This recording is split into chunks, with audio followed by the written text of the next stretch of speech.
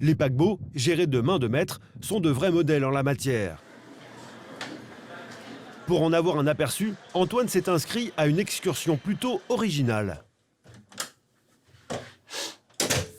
Bon, voilà, on va aller faire l'excursion des coulisses du bateau. Une visite payante, 65 € les 2 heures. Son ultime dépense du séjour. Au total, Antoine aura dépensé 1 744 €, soit 444 € de supplément, un tiers de son budget initial. Mais le meilleur reste à venir. Bonjour, comment ça va? Ça va bien, merci. Cette excursion, c'est le seul moyen pour explorer les entrailles de ce géant des mers. Avec Antoine, une dizaine de touristes. D'entrée de jeu, la guide annonce les règles. Vous n'avez pas le droit de filmer, seulement de prendre des photos pendant la visite. Ah ok. À bord, la compagnie emploie plus de 1500 personnes, dont 400 serveurs et 150 cuisiniers. Comme beaucoup de navires de croisière, l'armateur bat pavillon à Nassau, aux Bahamas. Une immatriculation qui lui accorde une fiscalité avantageuse sur les salaires et les bénéfices. Mais pas seulement.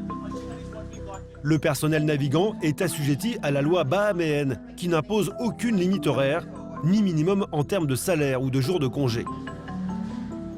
Nous allons le vérifier au détour d'un couloir, en engageant la discussion avec un homme de ménage.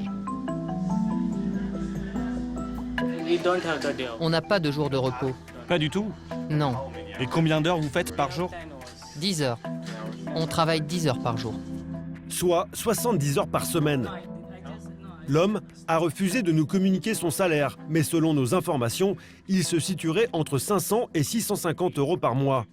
La moitié du SMIC français, mais environ 3 fois le salaire moyen de son pays d'origine, les Philippines.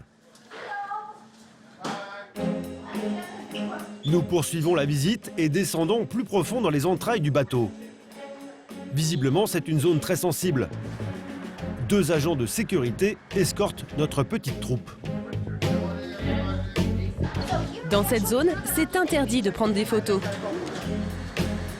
Nous sommes guidés jusque dans une salle où nous rencontrons le monsieur environnement du bateau, très fier de nous parler de son métier. Pour les compagnies de croisière, tout est très réglementé.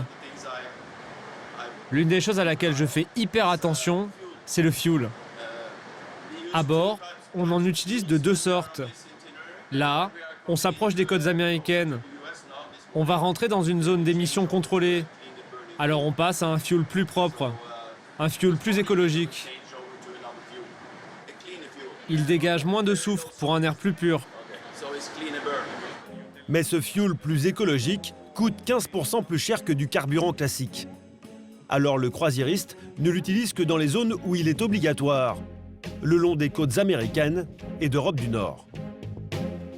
Le navire utilise donc le fuel ordinaire pendant les 4 escales, puis il revient au carburant plus propre lorsqu'il rentre à Miami.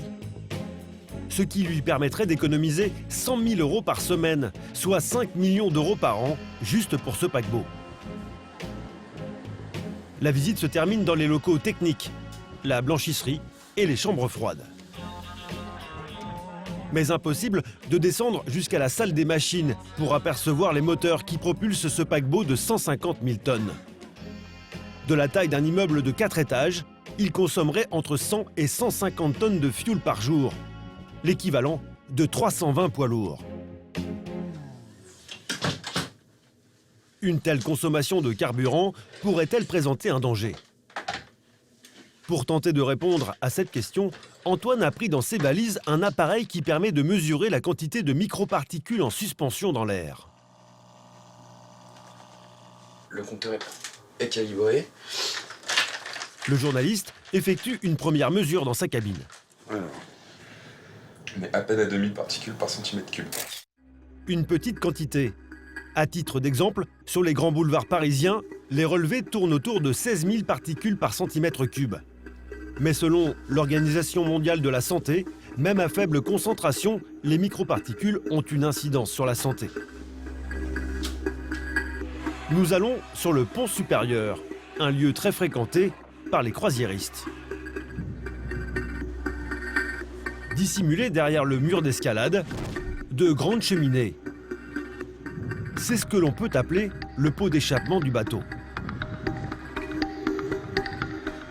Juste à côté, nous faisons un premier relevé sur le terrain de sport. Voilà, ça monte. L'appareil relève jusqu'à 19 000 particules par centimètre cube, 10 fois plus que dans la cabine. C'est quand même énorme. Mais Antoine n'est pas au bout de ses surprises. Il se déplace de quelques mètres et avec le vent, les résultats changent de manière surprenante. Juste à côté de l'aire de jeu des enfants, on atteint des pics à 200 000. En moyenne 130 000. Direction l'arrière du bateau, où les fumées de la cheminée sont rabattues par le vent. Ici, le compteur explose. Les chiffres oscillent entre 200 et 300 000, avec un pic à 418 000 particules par centimètre cube. Selon certains spécialistes, cela équivaudrait à inhaler directement le pot d'échappement d'un moteur diesel. Mais ce n'est pas pour les touristes présents sur le paquebot une semaine dans l'année que la pollution serait la plus dangereuse.